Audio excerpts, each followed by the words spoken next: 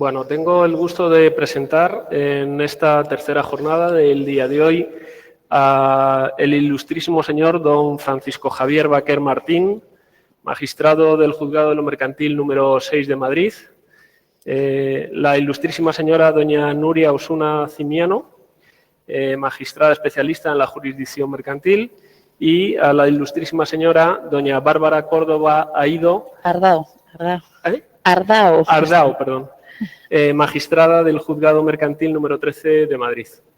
El tema que nos ocupa es un tema que es de especial interés y le preocupa muchísimo al mundo empresarial, que es la venta de la unidad productiva, algo que es vital para la continuidad de la generación de valor, el tejido empresarial, la generación de empleo, el mantenimiento de empleo. En estos tiempos se están viendo fórmulas nuevas, el PREPAC en Barcelona, el Código de Buenas Prácticas aquí en Madrid. A mí me gustaría lanzar varias preguntas sobre este apartado, y es qué ventajas tienen unas fórmulas y otras, cuál es el sistema de la venta de la unidad productiva en la fase de convenio, en la fase de liquidación, qué ventajas ofrece el PREPAC, el Código de Buenas Prácticas. Aquí también hay mucha inquietud en el mundo empresarial sobre la sucesión laboral, la sucesión empresarial, quién es competente en esta materia, si es el juzgado de lo mercantil o por el contrario es el juzgado de lo social el que pone esa carga al que sucede y se hace cargo de la unidad productiva. Y se abría el otro día, organizando estas jornadas, la alternativa de colaborar con el mundo empresarial para dar transparencia a los procesos de venta de unidad productiva, que generen confianza para que esas transmisiones y esas continuidades de empresas se hagan de una manera ágil, rápida y con la menor pérdida de valor para el negocio, la menor pérdida de puestos de trabajo y la mejor continuidad de lo que es la empresa en definitiva. Bueno, si les parece, por orden de aparición en el programa, empezamos la ponencia. Javier. Buenos días a todos. ¿Se oye bien? No. Esto es como los conciertos. Necesito un pinganillo para oírme a mí mismo, porque no sé si el volumen es... Pues, en primer lugar, mi agradecimiento a la organización por la amable invitación para participar en este foro. Un placer y encantado a la dirección académica y a la organización. En cuanto a lo que plantea el moderador, comparto en gran parte lo que ha manifestado y la inquietud que existe en el ámbito empresarial y la preocupación que tienen. Yo estoy convencido que los juzgados podemos hacer mucho en ese sentido. Ahora mismo tiene que ser una labor docente la que tenemos que realizar para explicar cuál es la guía. Porque a mí me correspondía en la mañana de hoy el centrar mi exposición en los elementos más esenciales de la Guía de Madrid. Entonces, centrando y dejando otras cuestiones para mis compañeras, yo creo que la Guía de Madrid, en relación con otros modelos, tiene la ventaja de intentar buscar lo que acaba de comentar, la confianza del empresario al someterse a unos profesionales que le hagan unos informes técnicos, valorativos, de valoración de empresa, y tener la confianza de que cuando eso llega al juzgado va a recibir un tratamiento procesal y sustantivo razonable, y si todo está bien hecho y todo está bien ordenado y documentalmente y con profesionales adecuados se ha realizado una valoración de la empresa, en pocas semanas puede llegar a venderse. El único caso que tenemos por ahora, en 29 días se ha vendido la unidad productiva. Y incluso era algo complejo, eran 3 sociedades mercantiles, se ha sacado de cada una de las sociedades aquellos elementos de valor que tenían para seguir con la actividad empresarial y se ha generado una nueva sociedad, una nueva unidad productiva, y lo que no tenía valor se ha quedado en los concursos. Con lo cual, para que vean la flexibilidad y la agilidad de la Guía de Madrid. Pero el fundamento nuestro al iniciar todo este trabajo, que se elaboró conjuntamente con los colegios de abogados y economistas de Madrid, un trabajo de meses muy largo, se inició en septiembre y terminamos en enero, de este año. Luego se publicitó, con lo cual lo que tienen ustedes entre manos lo pueden descargar de la página web del Colegio de Abogados y del Colegio de Economistas de Madrid. Lo que tienen es un trabajo colaborativo, donde verán que junto a normas puramente procedimentales y jurídicas hay normas que indican a un profesional cómo valorar, cómo hacer un perímetro, en qué momento realizar esa labor y cómo exponérselo al juez de un modo homologado, razonado, y decirle, esto es lo que vale mi empresa y esto es lo que quiero vender. Y se lo quiero vender a fulanito. Pero todos sabemos que antes de venir al juzgado a vender una empresa en concurso, que el PAC se hace antes del concurso, se hace en fase de concursal. El empresario lo ha intentado todo. La financiación normal, ordinaria, la financiación fuera de los cauces de financiación, vender la empresa. Y cuando ya no puede, viene al juzgado. Somos la última ratio de la transmisión de empresas. Pero tiene que ser así, es el sistema. Pero cuando vengas a nosotros, no sé si se me oye, cuando vengas a nosotros, hazlo de modo ordenado, que en pocas semanas tendrás tu empresa vendida a su precio, no a valor de saldo. Yo creo que como introducción... Sí, yo retomo un poco, perdón, la palabra. Yo creo que es muy importante lo que estaba comentando mi compañero, porque claro, todo este tipo de iniciativas, sea la de Barcelona, la de Baleares, la de aquí de Madrid, yo creo que todos tenemos la misma inquietud, y esto se inicia sobre todo en el mes de marzo, abril, cuando empezamos en la pandemia. El miedo que tenemos sobre todo los juzgados es que nosotros primero debemos de ser parte de la solución, no ser parte del problema. Entonces, el problema que teníamos justamente es la sobrecarga de trabajo tan elevada que tenemos los juzgados. Entonces, era nuestro temor de cómo podíamos hacer para que, si viene una empresa o bien para convenio o viene para una venta, unidad productiva, primero es identificar ese tipo de concurso para darle prioridad con respecto a lo mejor a otros que no necesitan esa tramitación con tanta celeridad. Claro, me dicen, bueno, todo se tendría que tramitar de manera urgente. Bueno, pues ojalá que fuera así. Pero saben ustedes pues que, por ejemplo, en las estadísticas del Consejo General del Poder Judicial del año 2019 se decía que la sobrecarga media de trabajo de los juzgados mercantiles de España era del 336% por encima de lo fijado por el Consejo General del Poder Judicial. Pero eso era una media. Para que haya una media significa que hay juzgados que están mucho mejor y juzgados que están mucho peor. En el caso de Madrid y Barcelona, que es justamente donde estábamos tomando estas iniciativas, Barcelona estaba en el 600% y Madrid estábamos en el 550%, pero arrastrado de muchos años de estar unos módulos de entrada por encima de del 500%.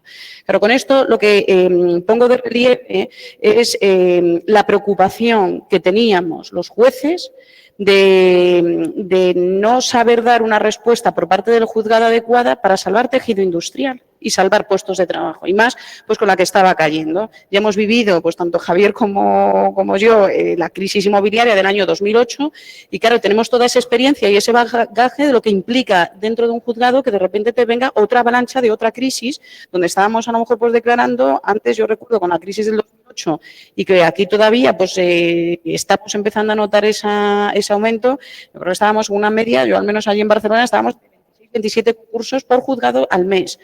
Eso implica pues que, claro, si no puedes liberar un poco de carga de trabajo del juzgado, pues no, a lo mejor no es que no puedes dar una respuesta adecuada. Entonces, dentro de esta iniciativa, empezamos en el mes de mayo, porque yo creo que esto está bien explicarlo, porque muchas veces la gente después le gustan mucho las teorías de las conspiraciones. ¿Y esto por qué se ha hecho? ¿Y esto los grandes despachos? Cuando no.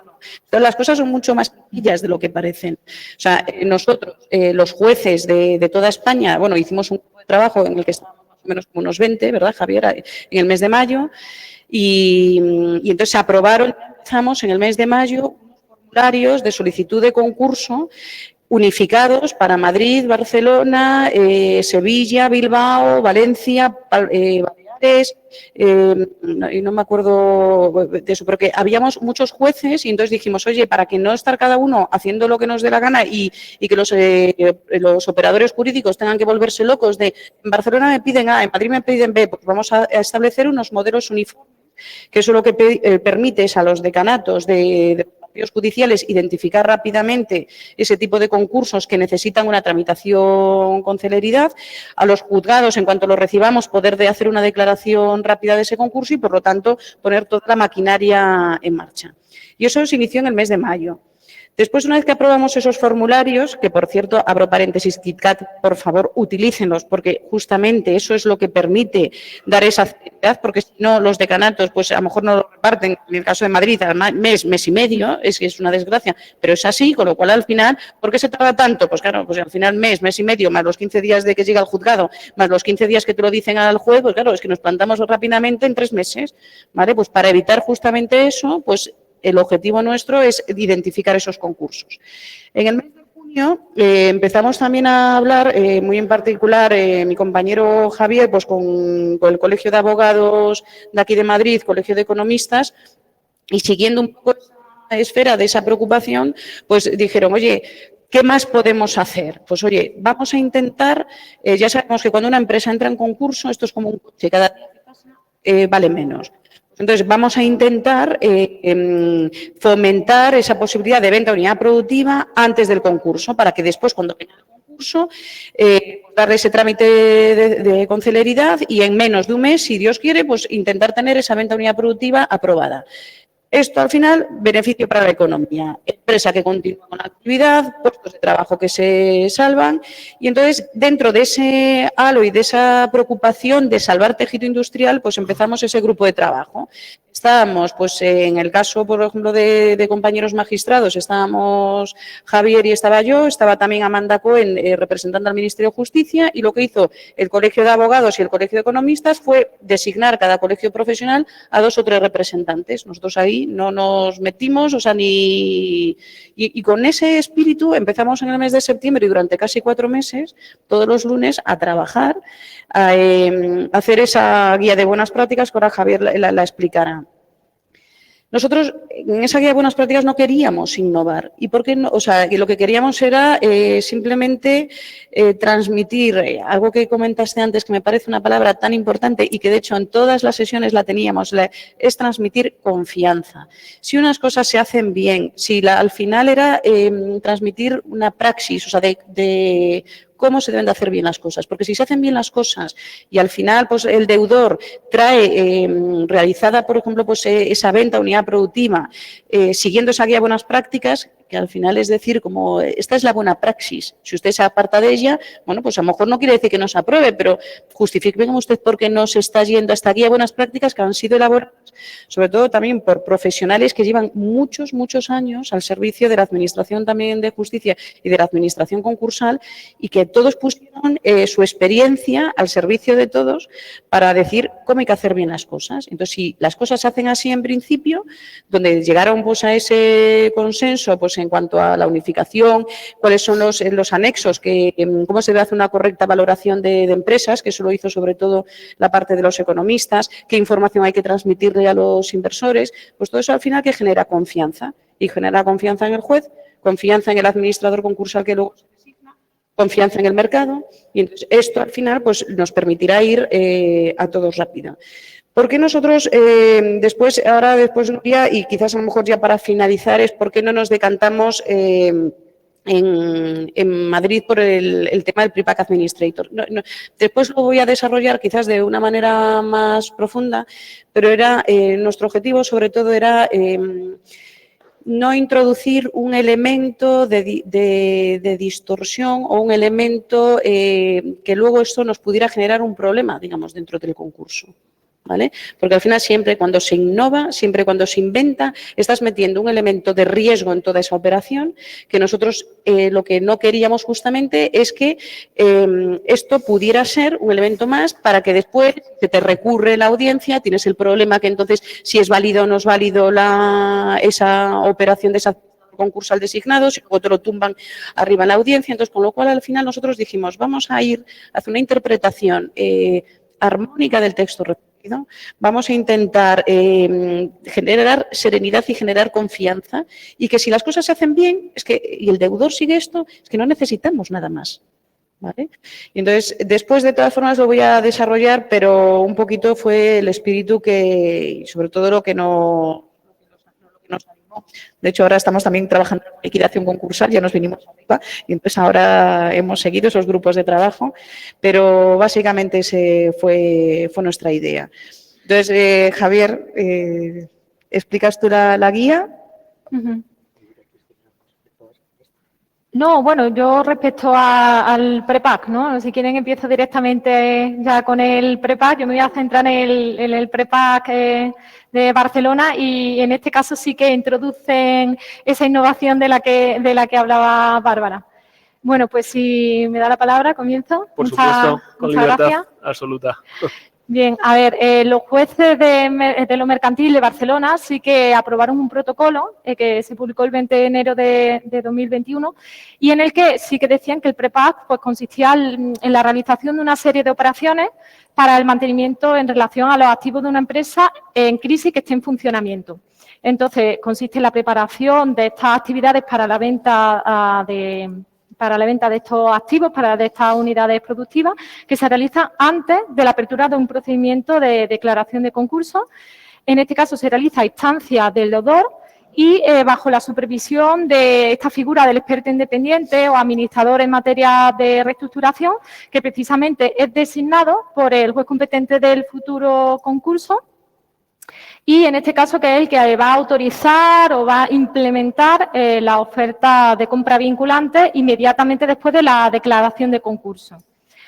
Bien, en todo caso, en esta figura del prepack, sobre todo gira en torno a este experto independiente, que fundamentalmente pues, tiene tres cometidos. Por un lado, supervisa el negocio del deudor, también supervisa que el procedimiento de venta que es diseñado por este deudor. En concreto, se trata de garantizar que se ajusta a los principios de transparencia, de publicidad y de concurrencia.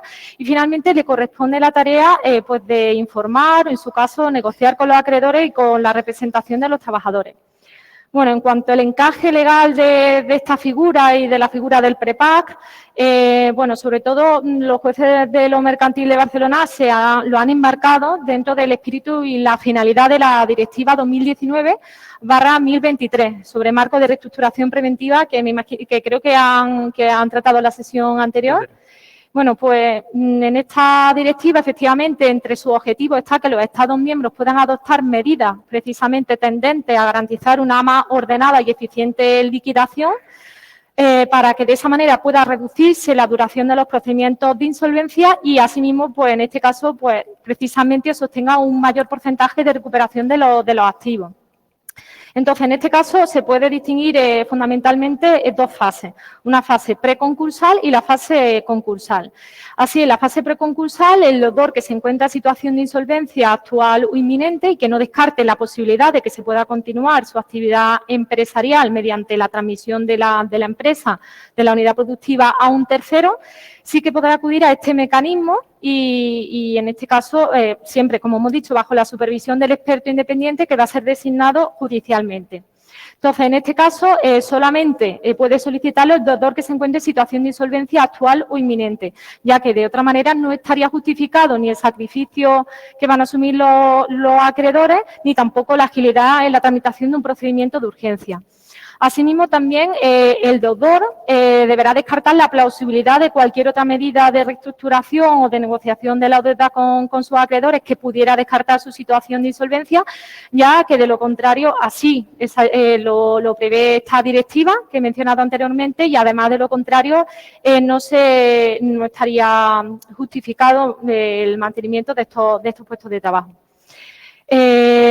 Bueno, por otro lado, también señalar, bueno, seguimos en la fase preconcursal y así procesalmente esta solicitud preconcursal deberá presentarse ante el juez competente del futuro concurso, en concreto al que irá dirigida la comunicación del artículo 583 del texto refundido de la ley concursal, que sería el antiguo artículo 5 bis, y además todas estas operaciones de preparación de venta de activos podrán tener un carácter reservado, como así se prevé en este artículo 583, siempre y cuando se hubiera solicitado.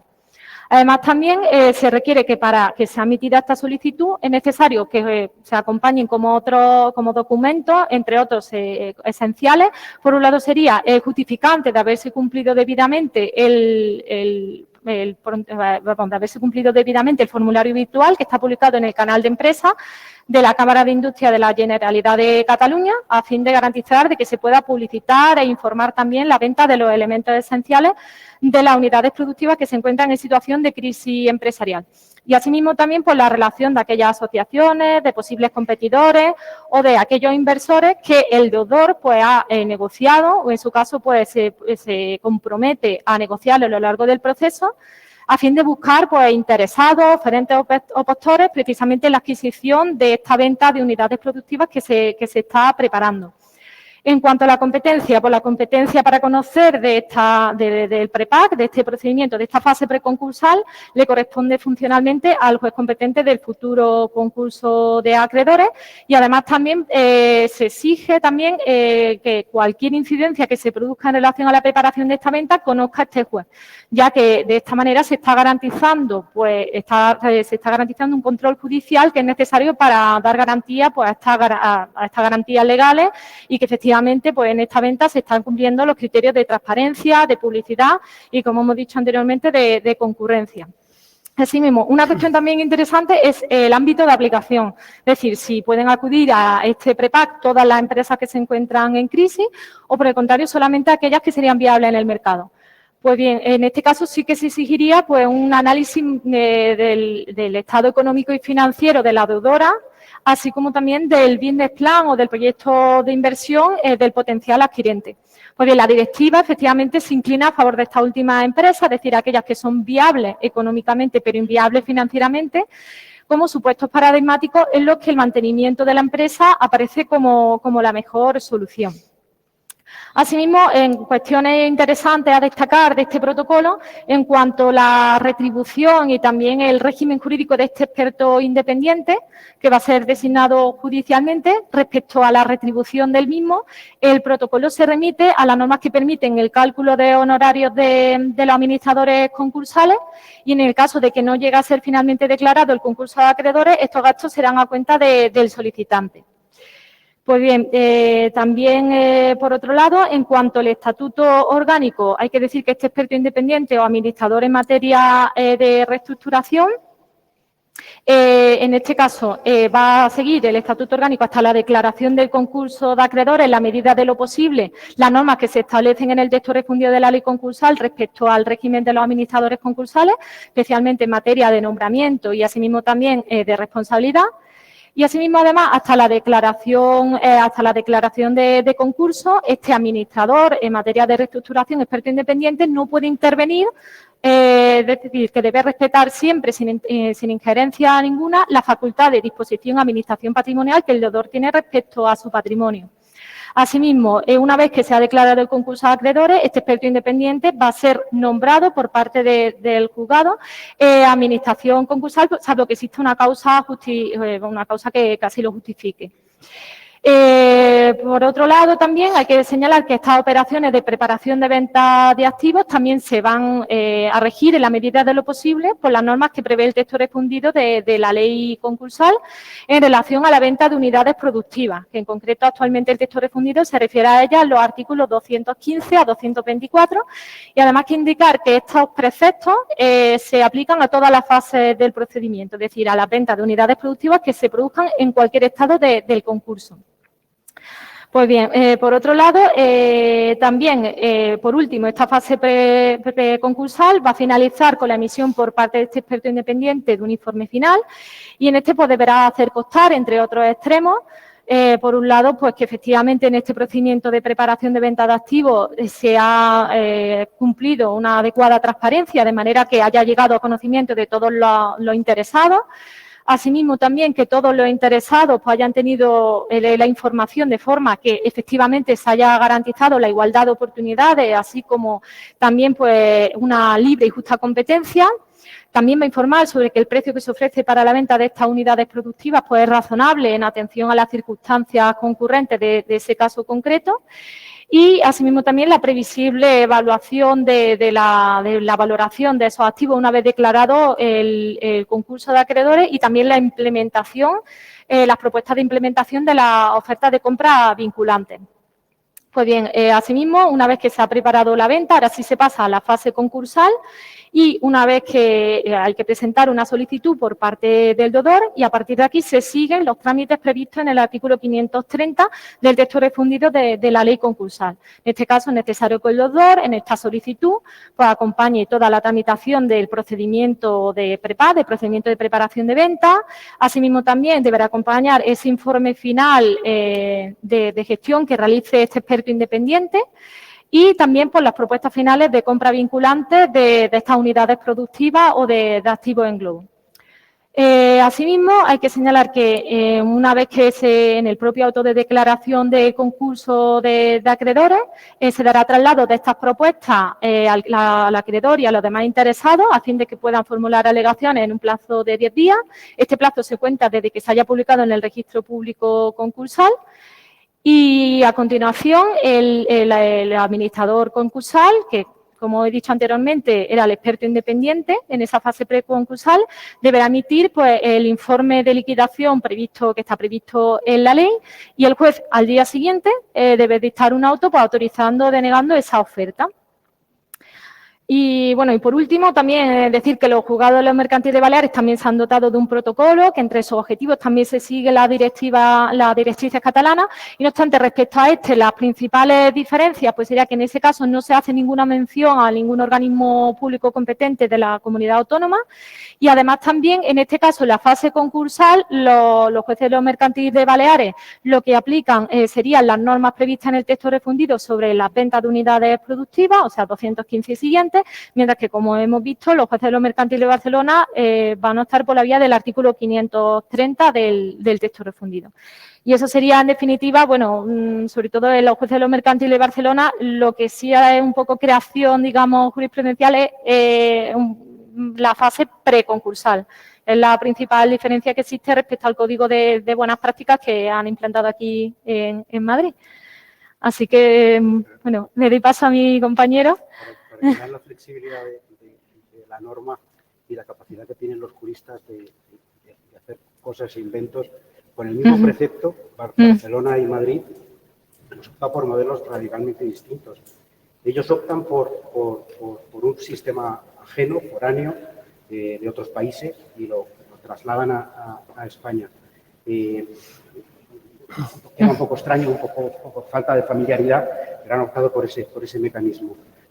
Pero frente a su sistema que establece imperativamente un proceso concurrencial, competitivo, para luego ir al artículo 530 y llevárselo a la mesa del juez, Madrid ha optado por otro mecanismo. También es posible ese mecanismo, pero hemos optado porque deudor, empresa, empresario y su comprador negocien, pacten, fijen, perimetren y digan con expertos detrás, economistas y juristas, qué vale esa empresa según un determinado criterio de valoración de empresas generalmente admitido.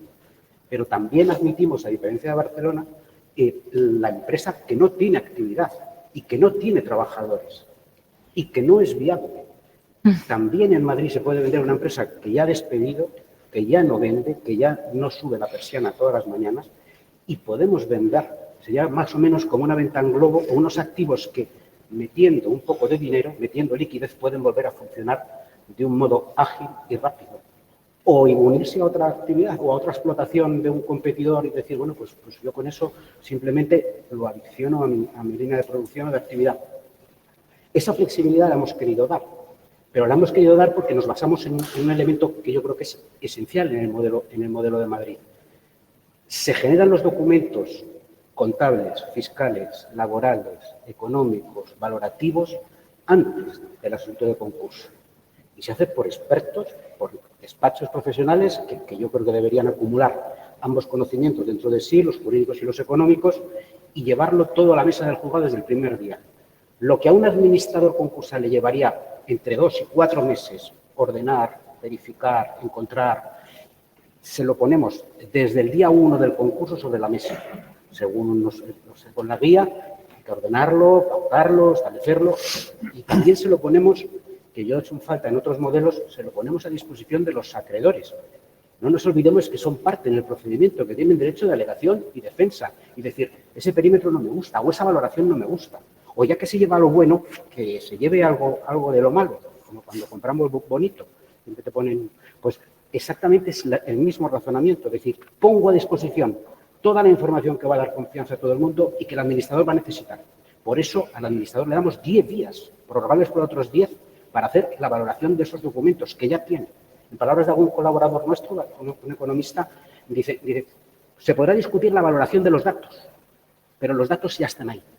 Ya podemos decir, bueno, pues yo opino, vale, pues ya habrá opiniones para todos los gustos, pero ya no tenemos que ir a buscar y ordenar meses y meses y meses una información fiscal, contable, laboral, porque ya me la dan según un modo homologado por todos para que todos vayamos a ver la misma información de la misma fuente.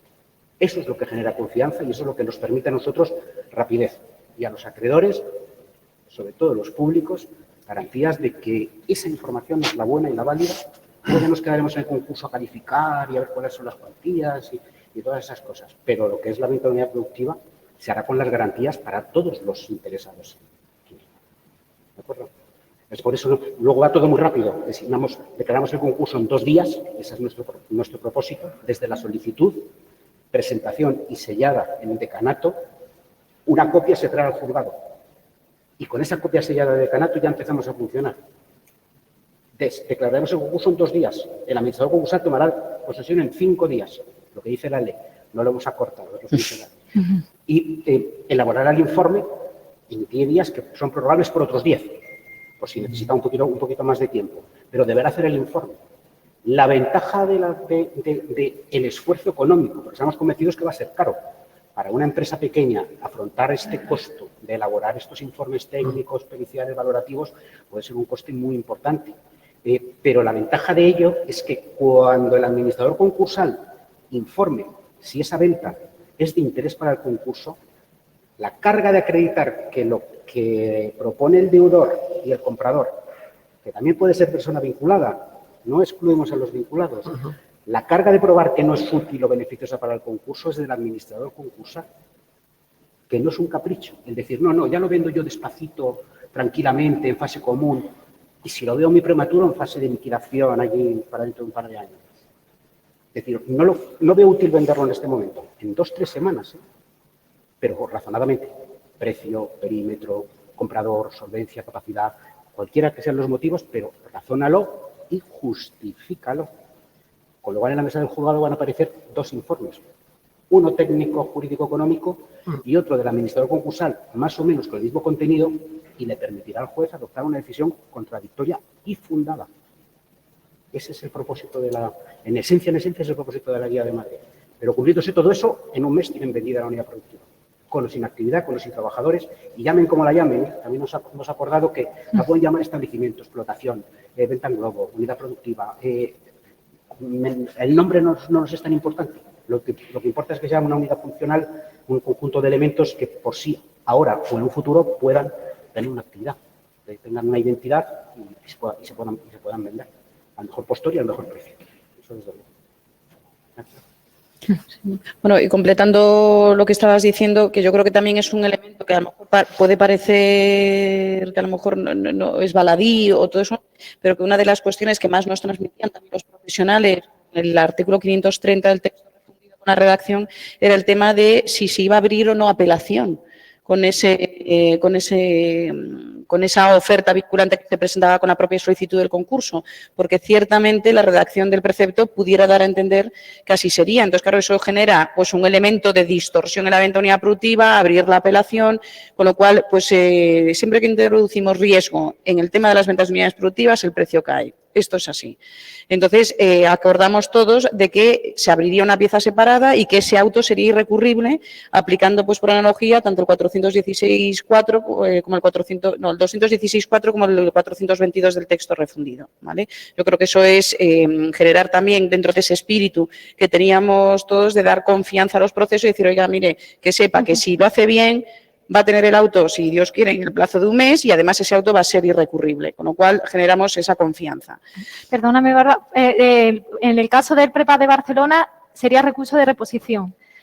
Bueno, nosotros damos recurso de reposición únicamente si es el auto desestimatorio, porque entonces nos iríamos al régimen ordinario de recursos. Pero si el auto se estima esa opción de compra, entonces entendemos que el auto es irrecurrible. Y eso sí que es, efectivamente, sí que es diferente. Pero bueno, yo creo que al final se habrá reposición o apelación. O sea, lo importante es no abrir apelación. Yo creo que eso es donde se genera más distorsión. A ver, yo creo que una vez explicados los dos sistemas, Barcelona-Madrid, yo creo que hay que quedarse sobre todo, primero, que yo creo que son las cosas más que nos unen que las cosas que nos separan. ¿En qué sentido? Que claro, que ahora se habla mucho del PRIPAC, o sea, en inglés. O sea, el PRIPAC no nos lo hemos inventado ni Madrid ni Barcelona. El PRIPAC, entendido, es un término anglosajón que estaba en el artículo 191 ter, que es una oferta preenvasada que te presenta el deudor una solicitud de concurso. Y es que esto ya estaba previsto en el artículo 191 ter. Pasa que ahora hablamos de PRIPAC como si nos hubiéramos inventado aquí pues el oro y el moro. No, señores, el 191 ter es el PRIPAC en términos ingleses. ¿Qué es lo que pasaba? Pues que tanto Madrid como Barcelona, y también, por supuesto, Baleares, sabíamos que si queremos vender rápido en unidad productiva, teníamos que potenciar ese ex artículo 191, actual artículo 530, porque era un artículo que realmente era un proceso que no había generado ¿Por qué no había generado confianza? Por parte del juez, porque al final le habíamos dicho, bueno, pues a saber cómo ha hecho la oferta, el administrador concursal decía, y en 10 días tengo que informar cuando no he hecho ni siquiera el inventario provisional.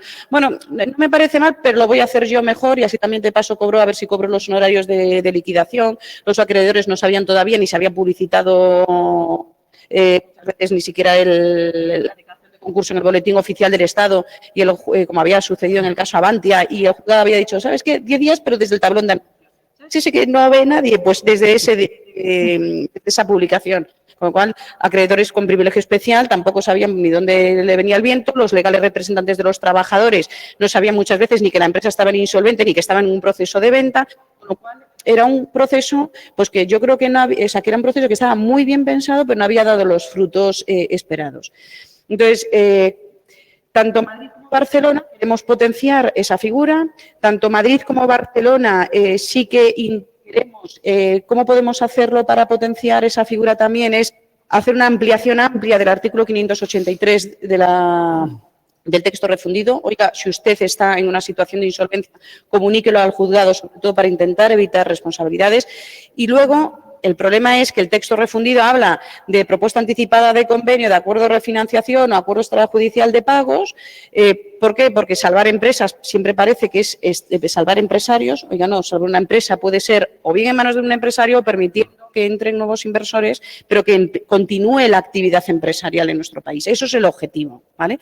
Entonces, tanto Madrid como Barcelona hacemos una interpretación amplia de ese 583, acorde con la Directiva Comunitaria de Marcos de Reestructuración del año 2019, que habla que dentro de la reestructuración de una empresa puede partir por conseguir un acuerdo de refinanciación o también vender una o varias de las unidades productivas de esa empresa. Pues dentro de esa interpretación conforme con la directiva comunitaria, tanto una plaza como la otra, hacemos una interpretación amplia.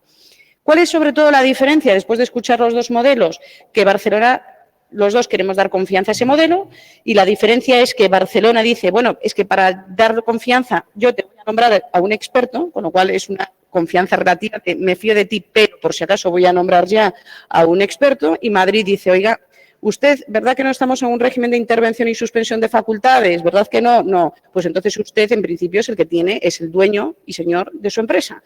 Por lo tanto, usted es el que tiene que hacer las cosas y las tiene que hacer bien. Nosotros le decimos o lo proponemos cómo consideramos que hay que hacer las cosas bien, ¿vale?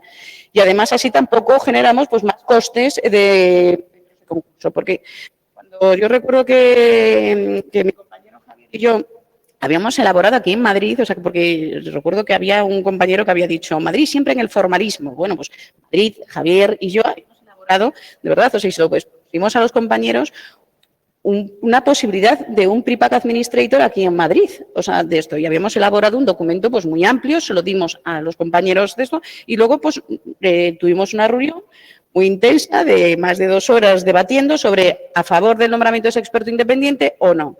Entonces, luego después de ese intenso debate desde el punto de vista jurídico, yo lo que puedo decir es cuáles son los argumentos por los que mayoritariamente se optó por no nombrar ese experto independiente.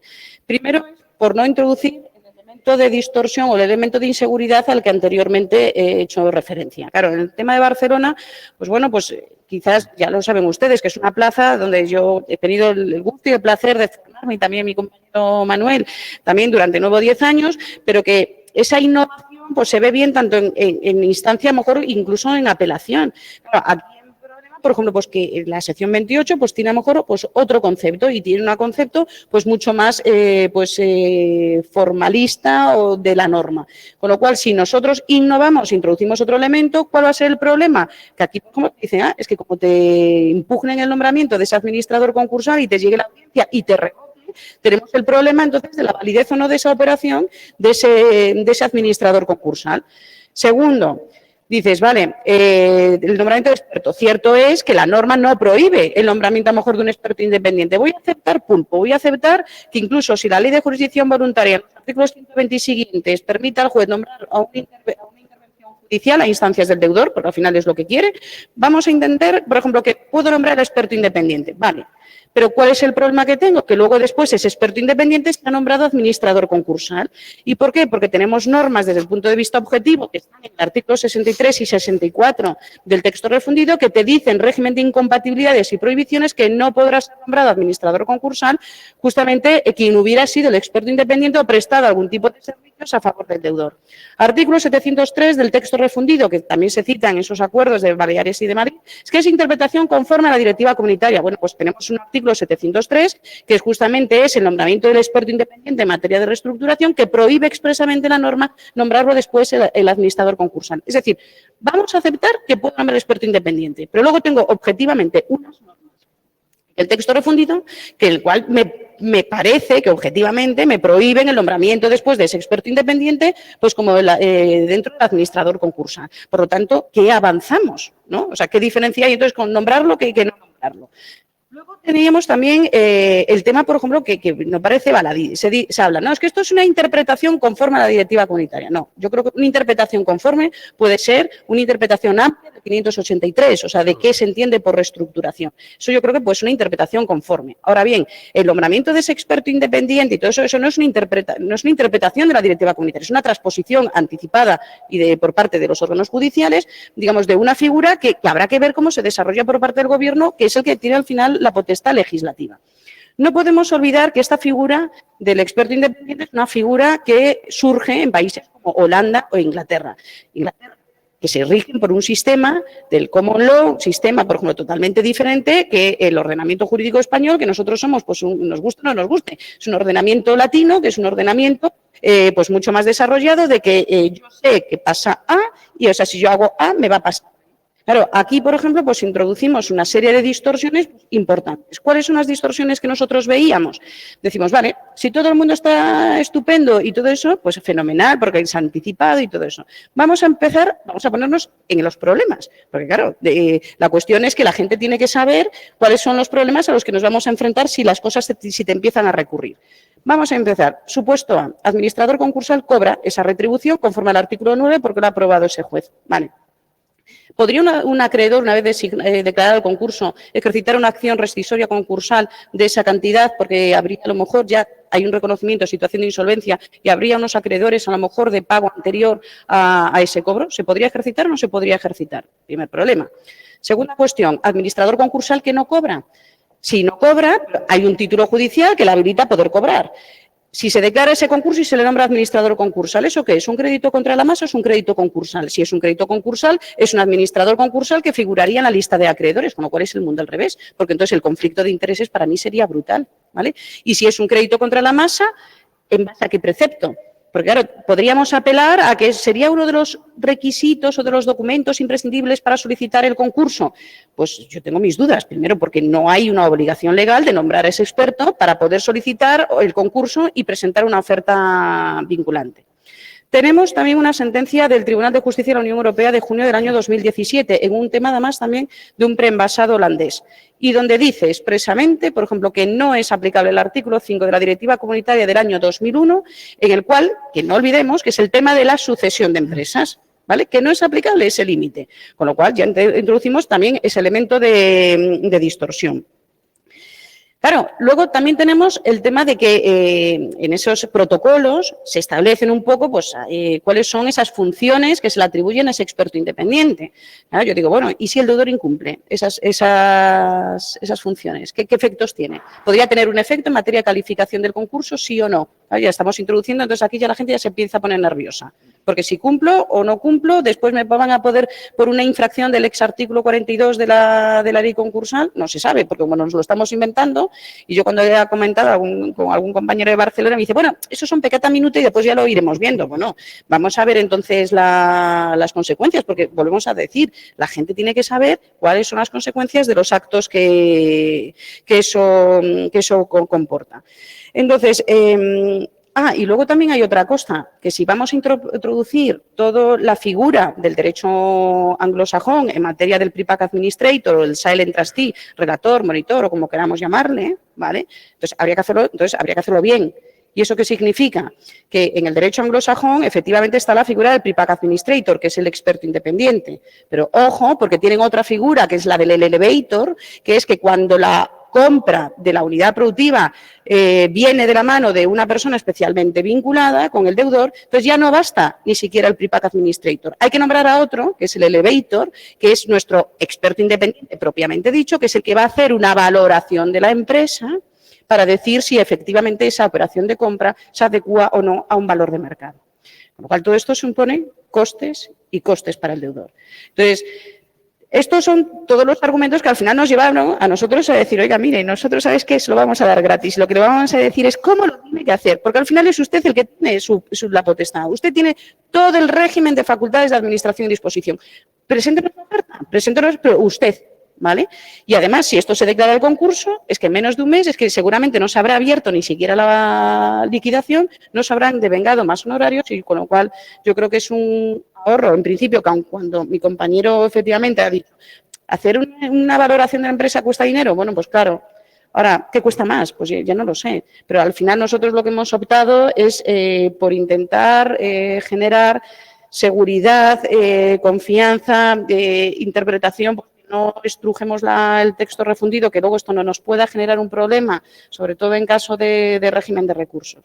Y con esto ya acabo, porque más que nada, porque no me quiero quedar sin contestar a la última de la pregunta, que es el tema también de inseguridad, que es el tema de la sucesión de empresas, ¿vale? Bueno, pues justo ayer me notifican, que se lo he comentado a los compañeros, un auto del Tribunal Superior de Justicia de Madrid, Sala de lo Social, de 26 de mayo del año 2021, donde dice que el 221.2 es un ultravires.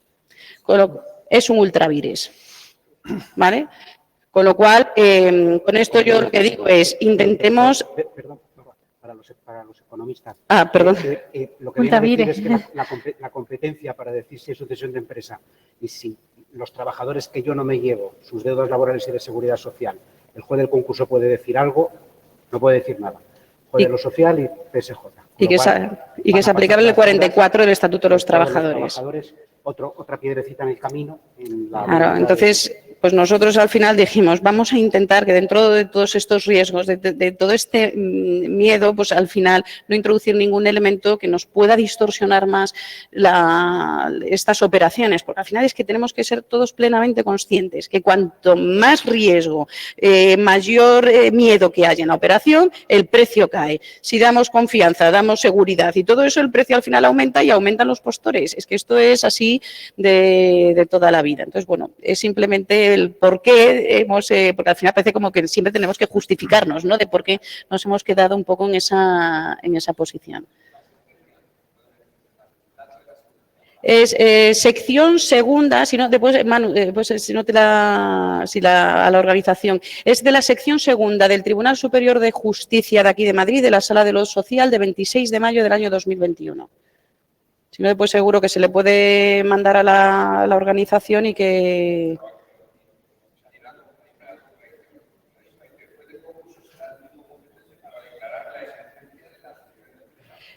Sí, pero que ellos lo que dicen es que es un exceso del refundidor, a la hora que el refundidor lo único que puede hacer es aclarar, regular, armonizar conforme a la jurisprudencia, y como en este caso había una jurisprudencia consolidada de la Sala Cuarta, el Tribunal Supremo, que declaraba que la competencia era de la jurisdicción social y que además era aplicable en concurso el artículo 44 del Estatuto de los Trabajadores, pues entonces dice que ese artículo 221.2 y el artículo 224 es un exceso del refundidor que implica la inaplicación directa por parte de los jueces. Y ya hay también dos resoluciones en ese mismo sentido, del Social 5 de Barcelona, que a ver cómo resuelve, uno creo que es de enero y otro es de abril del año 2021 también, que declara también que es un ultravirus. Pero creo que tiene que hablar con el micrófono, yo no sé, porque si no los que están... No nos oyen. Vamos a ver, el legislador es el que legisla, o sea, o sea, el sistema de fuentes del artículo del Código Civil... No es lo mismo el legislador delegado que un legislador original o originario. Esto lo que dice es que habría que haberse hecho por ley ordinaria. Correcto. En el Parlamento, no a través de un gobierno que hace un texto refundido. Porque esta norma que tenemos ahora mismo nace del Poder Ejecutivo, no del Poder Legislativo. No sale del Congreso. No.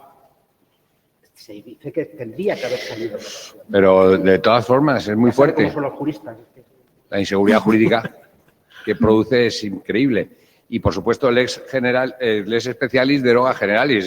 Yo siempre lo he dicho, ¿no? Bueno, se ha dicho. No, pero no es que no se pueda, se puede regular, se puede legislar contra jurisprudencia, menos en un texto refundido. En un texto refundido, al final, lo que tiene que hacer es, oiga, ¿cuál era el objetivo que tenían aquí? Teníamos tal amalgama de leyes. La Ley 22/2003, modificada en el año 2009, modificada por la Ley 38/2011, después en los años 2014 y 2015, ni cuento.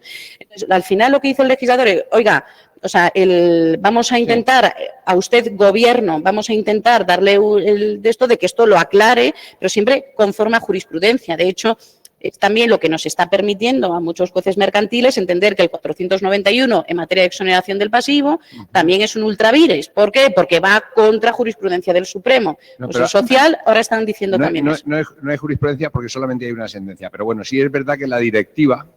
Sí, o sea, todavía no se ha transportado a nuestras leyes lo que dice la directiva europea que se tendrá que hacer. Pero eso es otra cosa, porque ahí sí que está reconocida que hay una ley superior europea y que se está aplicando por el Tribunal de Justicia. Se está aplicando esa ley y, por tanto, España se le da un tiempo, lo hemos discutido en la anterior ponencia y muy bien hecho por la magistrada doña Olga, ha estado explicándolo bien.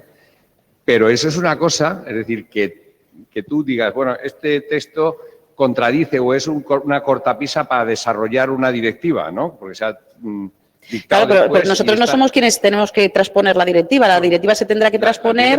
Pero bueno, pero se puede aplicar, porque dice que hay muchos jueces. No, o sea, es decir, yo soy de la favorable a considerar que es un ultravirus, pero porque hay una sentencia, me da igual que sea de una o de eso, pero yo ya creo que había una norma que era oscura y ya ha sido interpretada por una sentencia del Supremo de 2 de julio del año 2019. Entonces, con lo cual yo creo que el legislador lo que no puede hacer es regular en un texto refundido contra sentencia. Podrá adoptar una ley, otra ley, y modificarlo y aprobar lo que quiera, pero no puede modificar contra jurisprudencia, o sea, contra la resolución del Supremo cuando ya se ha pronunciado sobre una interpretación. Lo mismo les pasa a los del social, nos guste o no, o sea, esto con respecto al 221.2 y el 224. Lo que ellos dicen es, oiga, ya habían, desde la sentencia, creo que es de 24 de octubre del 29 de octubre del 2014, la Sala Cuarta del Supremo había establecido ya una posición muy clara y reiterada en numerosas ocasiones, que decía el competente es el juez de lo social y se aplica el artículo 44 del Estatuto de los Trabajadores. Luego, como esto, en principio, va en contra de esa jurisprudencia, la jurisdicción social dice, nosotros aplicamos la Sala Cuarta. Claro, nosotros los mercantiles que defendemos, que no, que había una duda, porque realmente los mercantiles defendíamos nuestra competencia de declarados efectos del concurso, veníamos interpretando que solo se aplicaba. Claro, nosotros defenderemos con uña y dientes de que eso no es un ultravirus. ¿Por qué? Porque realmente había una duda entre jurisdicciones. Bueno, pero el riesgo está ahí. Y el perímetro de la sucesión empresarial también tiene que estar definido, porque el perímetro puede ser más pequeño o más grande, claro. Vamos a decir, la sucesión de empresa pura y dura. Pero desde el punto de vista de la sucesión de empresa, la situación práctica es la siguiente, desde el punto de vista económico. Lo que hace el oferente, el comprador, es descontar, asumir como un coste de la adquisición los costes laborales. Pero de ese pasivo seguridad social. latente. ¿El pasivo oculto? Un pasivo latente. De toda la plantilla, aunque necesite la mitad. Y lo que hace es, por seguridad jurídica, asumir toda la plantilla. Y al mes siguiente, porque ya ha descontado los despidos, Sí. empieza a despedir. Pero eso, desde el punto de vista, no tiene ninguna lógica. No tiene lógica. Está claro. Porque en el fondo sale de la masa del concurso unos costes ajenos en favor de un único acreedor, seguridad social, o de los trabajadores que van a ser despedidos, y no se revierte, cuando debería ser así, el valor de la empresa. Si yo vendo una empresa, que me paguen la empresa. Luego ya veré lo que hago con el dinero en la caja. Pero que va, todo este sistema lleva a que, bueno, esto vale 100, pero ya te quito, y dice, bueno, pues Pero el margen para comprar para un posible inversor o un nuevo empresario se reduce tanto y el miedo es tan grande que imposibilita prácticamente esto. Bárbara plantea una lucha abierta, es decir, social dice esto y los mercantiles dicen eso, pero en medio está el comprador. En el fondo decirle, yo te doy mi palabra, yo te doy mi palabra, y el pobre comprador se está jugando sus Comprar, despedir y presentar de nuevo concurso. Mayor seguridad jurídica. Y venderla otra vez. Me quedo con todos, lo descuento y al día siguiente empiezo a decir, tú despedido.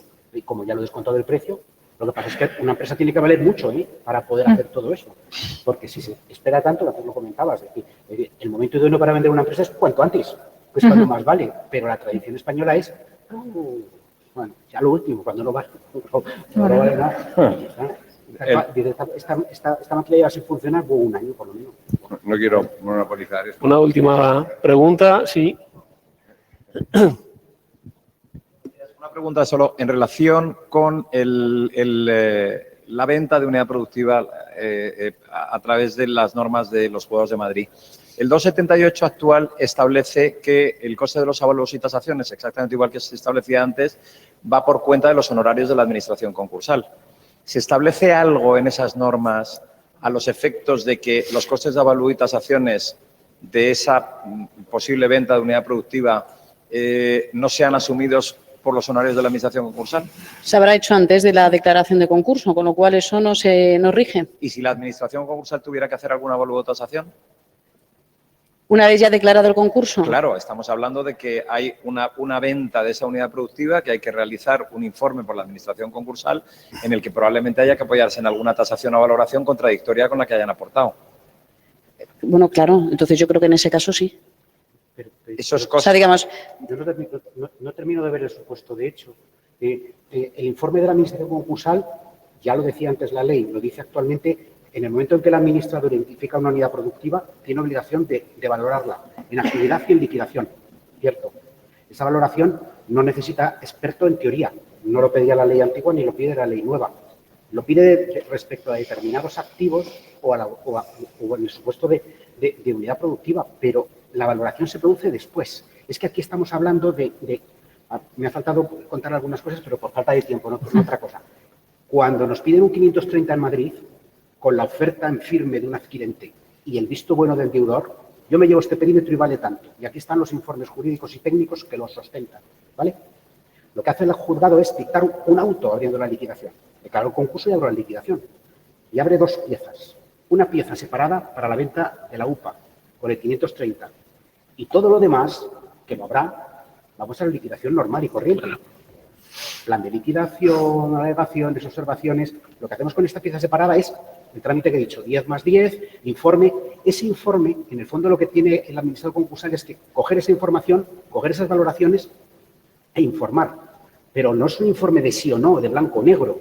Hemos puesto en la guía la posibilidad de hacer, al estilo de auditor, observaciones, salvedades, contraofertas. Porque puedes decir, vale, estoy de acuerdo con todo, pero si me tienes que subir un poquito más el precio o te tienes que llevar esto, traslado al comprador y al deudor para que digan, ok, solo hay un trámite, no podemos estar negociando 3 meses que si tú me metes... Es decir, que entonces no habría una tasación o avalúo. Yo entiendo que no. Y si el administrador quiere hacerlo, tendría que hacerlo por su cuenta y riesgo con los asesores o con los colaboradores que tenga. Por eso hablaba de la idoneidad para este concreto supuesto, tanto de un lado como de otro, de profesionales que tengan dentro de su ámbito interno los dos profesionales. Volvemos a la vieja ley, decir, oiga, en su despacho yo sé que hay abogados economistas y pueden responder a las dos cuestiones. decir si va a haber sucesión de empresa o sucesión laboral y al mismo tiempo decirme si esta empresa está bien o mal valorada, sin tener que decir, bueno, ahora contrato de servicios. Lo veo, además es lento, sería más costoso, más largo. Por eso yo creo que son dos cosas distintas. Esto es una pieza separada, urgente y rápida, que nos comprometemos y luego ya nos vamos a la realización del inventario, valoración de activos, ya por la vía de los 278. Dos cosas, porque si no, si la liamos, tiempo y costes. Una última pregunta, allí al fondo, sí.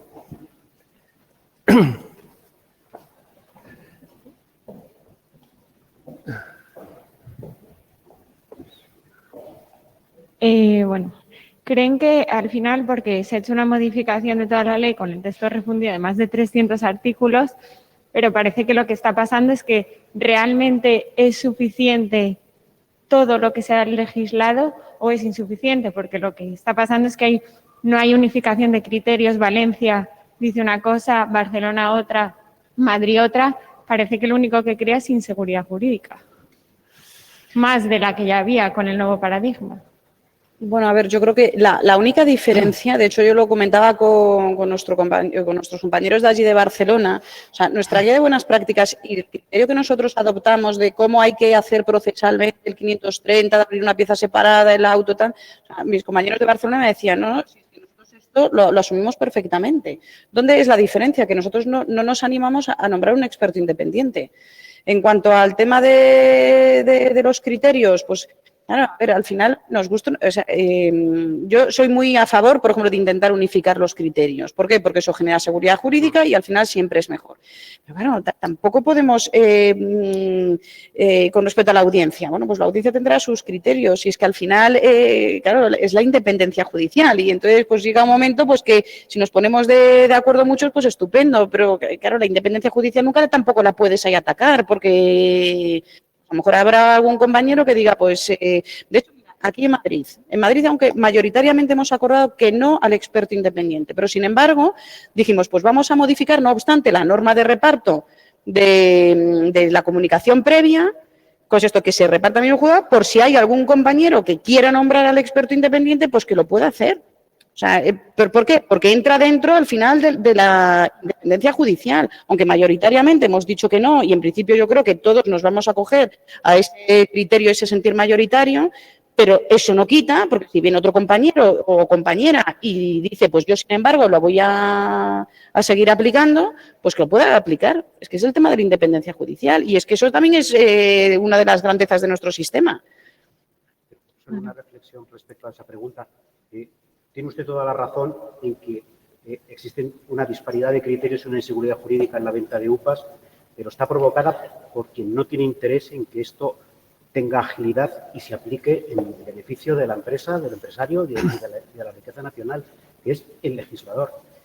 Desde el año 2003, entró en vigor en el año 2004 hasta hoy, hubo que esperar hasta el año 2014 para empezar a ver alguna norma, tímida norma, que establece un mínimo para entendernos, pero ese mínimo hasta lo interpretamos de modo distinto y el legislador ve que cada uno lo interpreta de un modo y le da igual. Sus preocupaciones están, como todos sabemos, en otra parte, en el mantenimiento de la riqueza y de la actividad empresarial y por eso estamos haciendo lo que hacemos, porque vemos que quien tiene que hacerlo no asume la responsabilidad y lo que estamos haciendo con mejor o peor acierto es intentar subsanar las deficiencias de la ley, pero generamos más inseguridad jurídica. Si yo estoy convencido que decir, bueno, ¿y qué hacen en Sevilla? ¿Y qué hacen en Bilbao? Pues va a ser distinto a lo que hagan en Madrid y en Barcelona. Pues ya está, no hay más. Málaga también tiene un auto de una juez, también muy valiente, que Rocío. Rocío y lo hizo y adelante, pero es un auto. Y dices, bueno, y del 2, creo que ese Rocío está en el 2. Sí.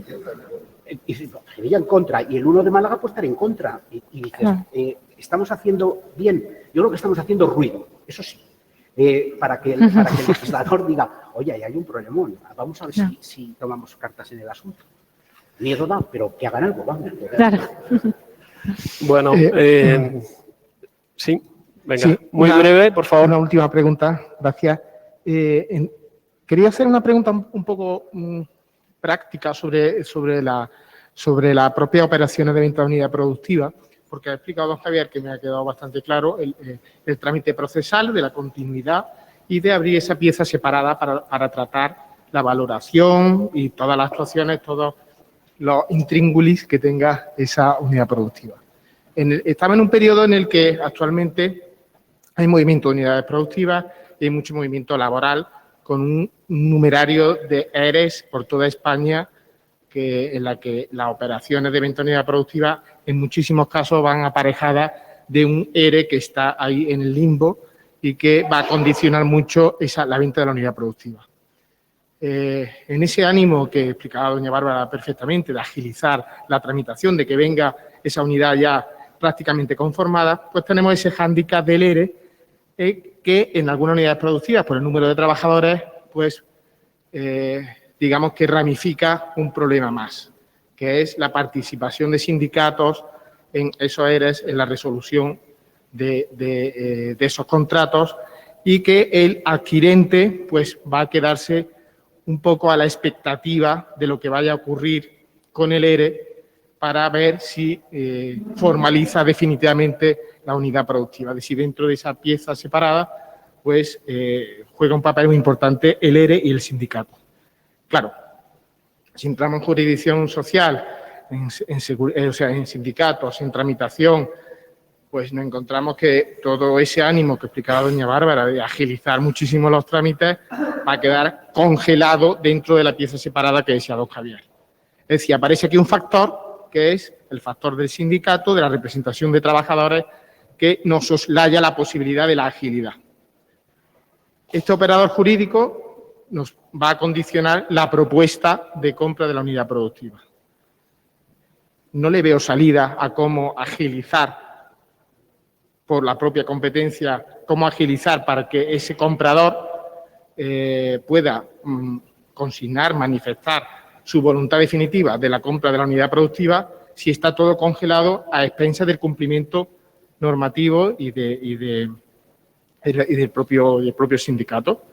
Es decir, ¿hay alguna vía para que dentro de esa pieza separada se pueda adaptar alguna medida provisional o alguna autorización de venta, digamos, provisional, como ocurre con los EPI, ¿no? En lo que se hace una autorización provisional, no definitiva, para que no se entorpezca dentro de esa pieza la continuidad de la venta de la unidad productiva a expensas del resultado de lo que ocurra con el ERE.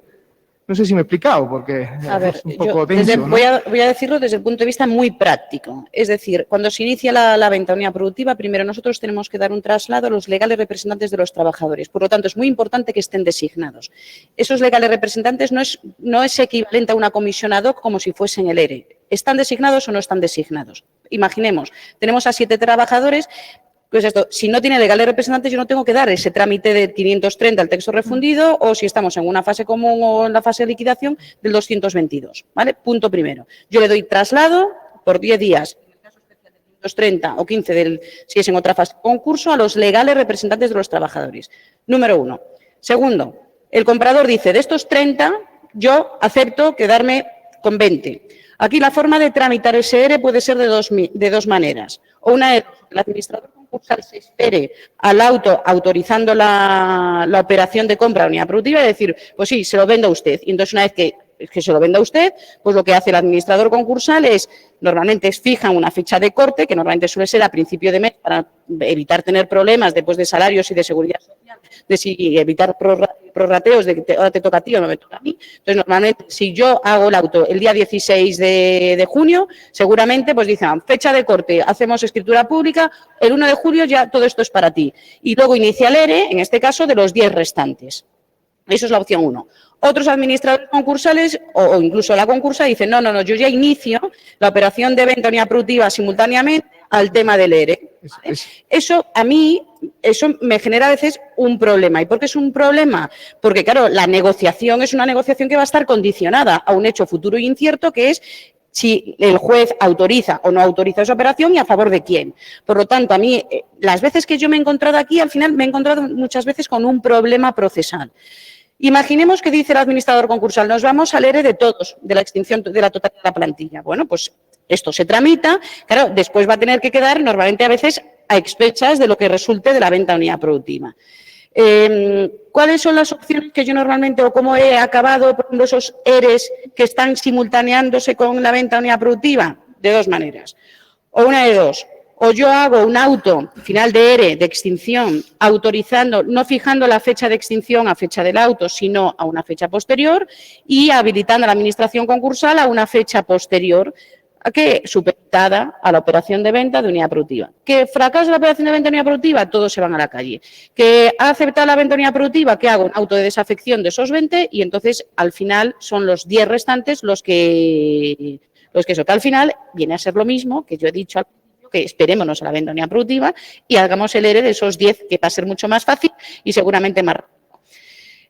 Otras veces que dicen, no, pues hago el auto de extinción para que vayan cobrando y luego en su caso de desafección. Bueno, pues al final son soluciones prácticas para el mismo problema. Yo les digo que es lo que yo considero que es más práctico. Para mí siempre es espérate a la venta de unidad productiva y luego ya veremos cuáles son los trabajadores que se quedan y los que no se quedan. Los que se quedan en la empresa concursada, pues luego hagamos el ERE de los restantes. Pero que hay soluciones. Ahora, lo que sí se me pone los pelos de punta, por favor, es de hablar de medidas cautelares aquí, ¿no? No, o sea, le he dado muchísimo abanico de soluciones cautelares, ¿no? Y la operación de venta de unidad productiva del juez no es una operación condicionada. El auto del juez es firme. O lo acepta o no lo acepta. Y si lo acepta, ¿a favor de quién? Punto pelota. Ya está. Ya está. O sea, no es ningún auto que esté condicionado, porque si introducimos entonces ese elemento de distorsión, ya entonces ya apaga y vámonos. Cosa juzgada. Hombre, se lo agradezco porque práctico me lo explica usted perfectamente. Lo que hay es que el empresario, el ofertante, pues quiera saber el resultado de lo que va a ocurrir con eso, por una vía o por otra, de lo que va a ocurrir, de esas indemnizaciones, de si va a haber oposición. Bueno, es que el ofertante dice con cuánto se quiere quedar. ¿Con cuánto se quiere quedar? Es más, yo lo que les invito cuando son administradores concursales y cuando sea una oferta con cara y ojos es que identifiquen exactamente del listado de los 30 trabajadores con quién te vas a quedar. Porque claro, no es lo mismo decir, los dos a lo mejor se quedan con 20, los dos oferentes. Pero claro, no es lo mismo quedarse con 20 que llevan una antigüedad de 20 o 30 años en la empresa que quedarse con los nuevos que acaban de incorporar. Pero claro, la repercusión en materia de créditos contra la masa para el concurso no tiene nada que ver con A o con B. Entonces, yo lo que creo es que el oferente tiene que decir, oye, yo pues te interesará o no, pero yo me quedo con estos 20. Y yo también como administrador concursal, como guía de buenas prácticas, y esto ya como consejo, es si ven que hay, por ejemplo, pues alguien que está, una mujer embarazada, en periodo de lactancia, cuidado de hijos, sindicatos, avísenlo al oferente para luego no tener problemas de nulidad del ERE por vulneración de derechos fundamentales. ¿Vale? Yo ya he sido, doña Bárbara, este consejo es gratis. A los otros 10, a los que luego diga el juzgado de lo social, no, hay sucesión de empresas. Y ahora te los trae. Esos son los que le temo. Siendo un poco malo, me lo van a permitir. El experto independiente de Barcelona tiene que ver toda esa situación, que el trabajador se queda, si el más antiguo, si el más viejo, ver, pero no opinar, ver, pero no hablar. Y decir, bueno, y luego a este le despedimos con 23, 25, 27 días. Ve, pero no hablar. Lo difícil que es eso, ¿eh? Pero respecto al planteamiento que usted pone sobre la mesa, la guía dice contratos civiles, mercantiles y laborales que usted quiere meter dentro de su perímetro. Defínalo, apueste. Lo que ocurra con los demás, a la liquidación concursal y a las normas ordinarias de extinción de los contratos de trabajo. Porque si no, no vendemos, que se trata de vender en un mes, de salvar lo que se pueda salvar. Y si no, despida usted y luego ya veremos en el concurso qué hacemos con los despidos, si son válidos o no, créditos concursales o masa. Ya lo veremos. Pero si usted quiere trabajadores civiles, mercantiles y laborales, me lo llevo. Y vale tanto. Ya está. Que luego las cosas se distorsionan en la realidad. Pues, sí, todos lo sabemos. Bueno, fenomenal, brillantísima exposición por parte de los tres. Desde luego se echaba de menos esta transparencia, este intento de dar seguridad jurídica El legislador va muy lento, desde luego hay que hacer algunas cosas. A veces innovar, en Barcelona puede que hayan innovado, desde luego aplicar la legislación es lo más prudente y evitar que una posible venta de unidad productiva sea objeto de recursos posteriores, porque eso ahuyenta claramente a cualquier inversor.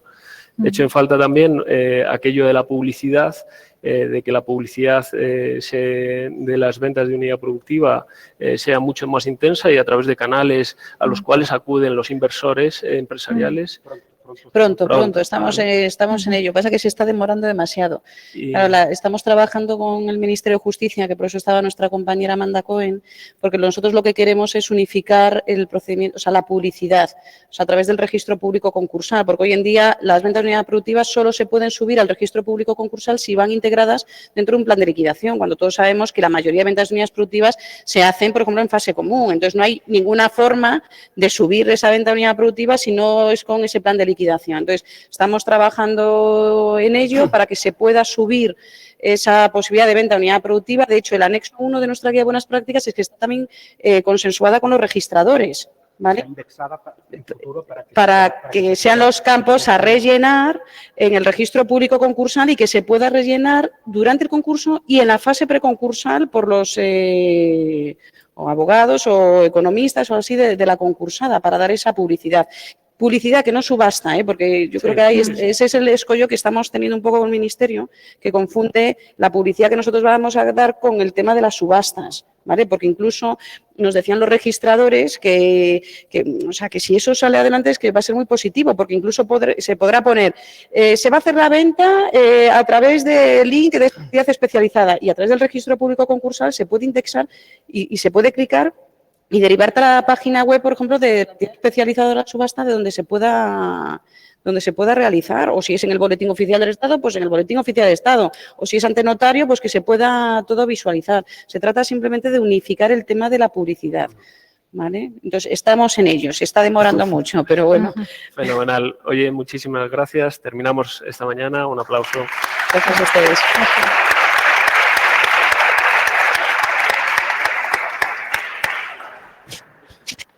Bueno, estupendo, ¿eh?